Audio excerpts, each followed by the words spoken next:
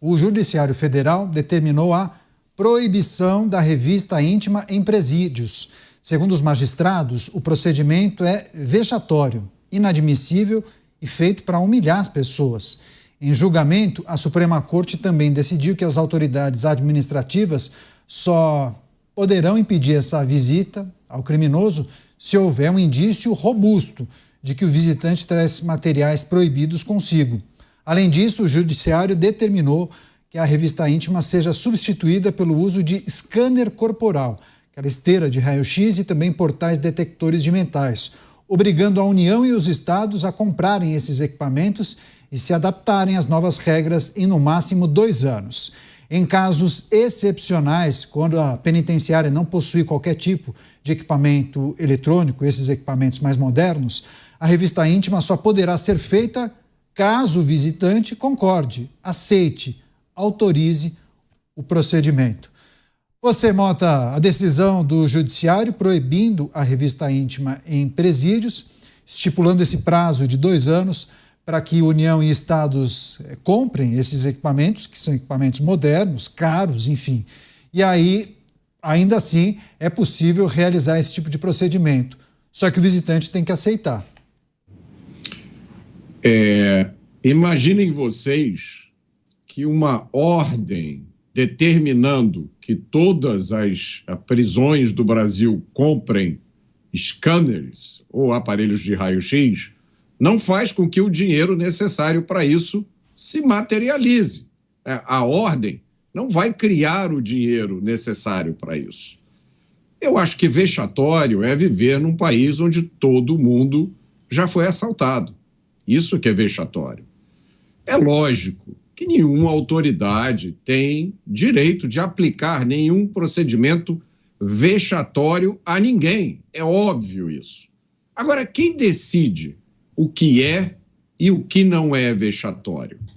Eu vou dizer quem decide isso. Quem decide isso são pessoas que não têm qualquer experiência na administração de presídios.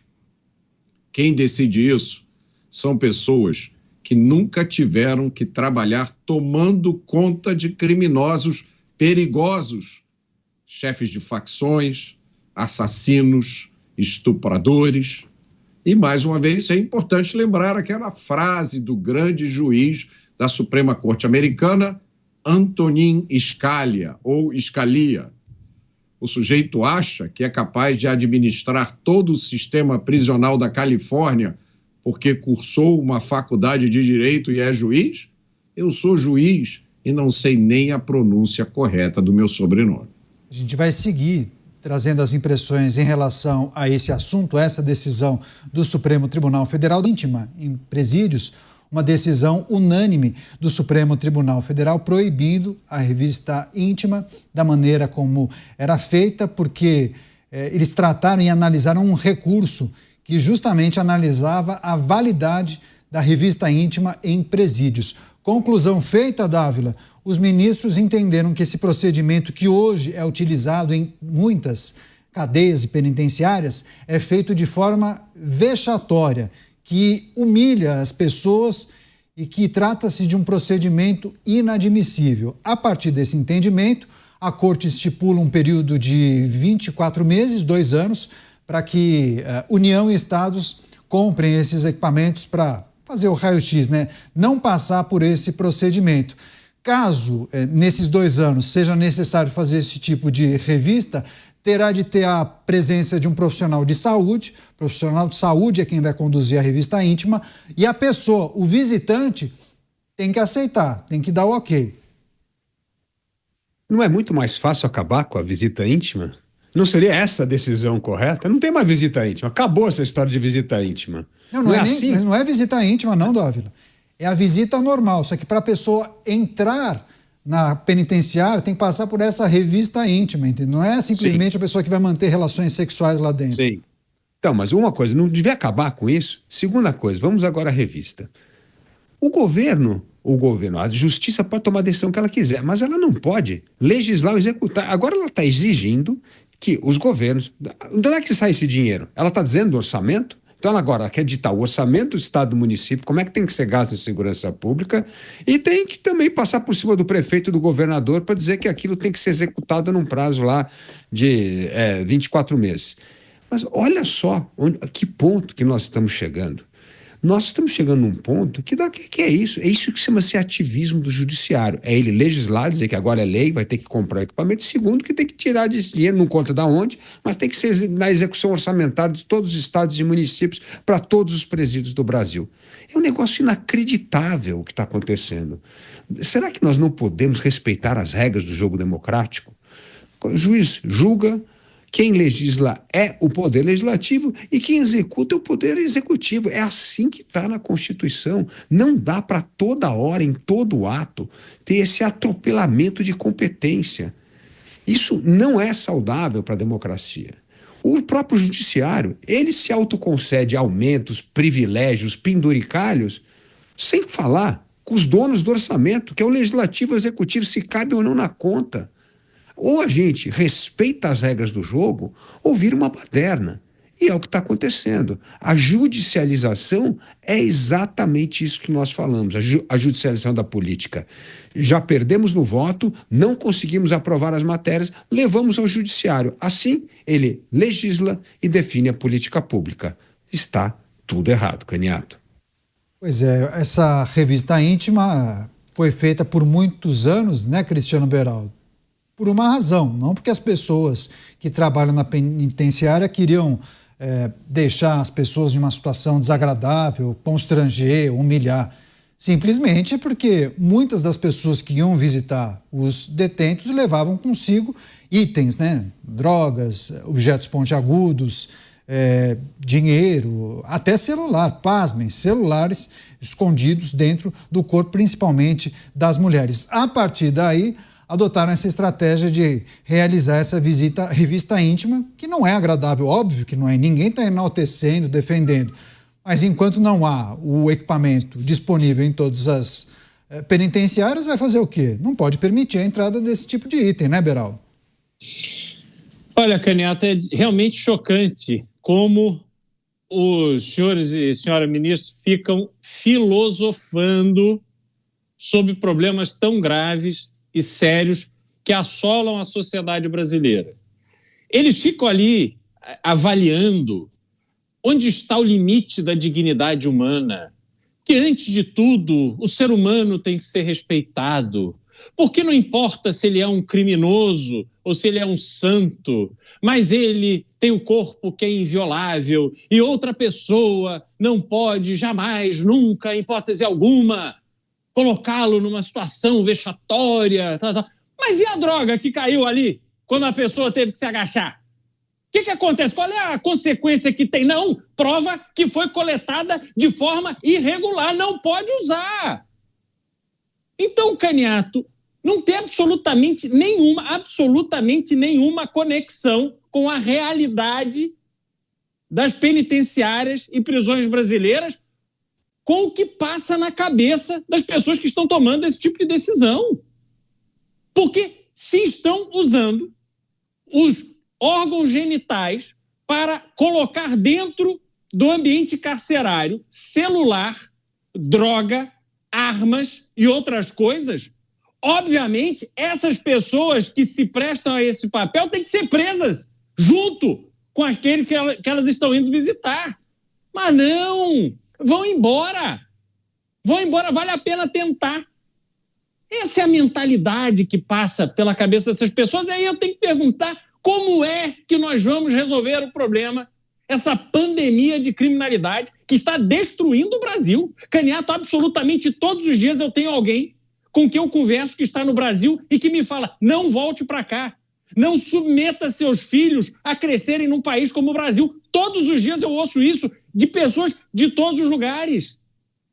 Essa é a realidade do Brasil, mas o Brasil deles é diferente desse. O Brasil deles é o jatinho da FAB para o jogo de futebol. A realidade dele, o Brasil deles, é o ar-condicionado, os seguranças e o carro blindado. Então, Caniato, fica muito difícil a gente entender onde está a conexão destas decisões com o Brasil real. Pois é, e assim, eu já tive acesso a grupos de policiais que compartilham vídeos e informações, e eu me lembro que certa vez compartilharam um vídeo de uma abordagem parecida, muito similar a essa revista íntima, em uma penitenciária do México. E o México é um país com características muito semelhantes ao do Brasil em alguns aspectos, né? E também uma penitenciária enorme e os agentes ali pedindo para uma senhora, uma senhora, inclusive com aquelas típicas feições de uma indígena mexicana, com aquelas roupas, enfim, precisou fazer o procedimento, agachou e sim, caiu um papelote com drogas. E muitas vezes a família ali do criminoso, do detido, acaba se utilizando daquela figura mais velha, a avó, para muitas vezes sensibilizar o agente. É desagradável quando a gente imagina, né, a avó, uma senhora de idade, 70 e poucos anos, passando por um procedimento desse, né, tendo que se agachar com um espelho embaixo. Claro que é desagradável, mas esse procedimento só começou porque o volume de drogas e armas que entravam nas penitenciárias é algo assim inimaginável. Por isso que eles precisaram brecar isso em algum momento. E aí eu te pergunto, Mota, parece uma coisa muito simples, né? Tem uma determinação, estala os dedos, vão comprar esse equipamento que, do jeito que falam, parece que é um procedimento super simples. Não é aquele que as pessoas passam uma espécie de um bastão no corpo e apita. É um raio-x muito mais moderno, alguma coisa próxima àquilo que tem nos aeroportos, né? É um equipamento robusto, muito mais complexo, caro para burro. Então, assim, tem que pensar no custo disso. Vai sair da onde? Quem é que vai bancar? Os estados têm recursos? Até outro dia vocês estavam falando da dificuldade de construir presídios. Todos os presídios que existem vão conseguir comprar esses equipamentos? Essa decisão, Canhato, tem 3 aspectos. Primeiro, ela interfere em procedimentos da polícia. Mais uma decisão dizendo à polícia como ela deve trabalhar. Nesse caso, a polícia penal. A polícia penal é que sabe como devem ser mantidos os presídios. Segundo, cria uma despesa enorme. Pensem nisso. O raio-x, que deveria ir para um hospital, agora vai para um presídio. Terceiro, essa decisão minimiza uma questão grave, que é a entrada de drogas, armas e celulares nos presídios.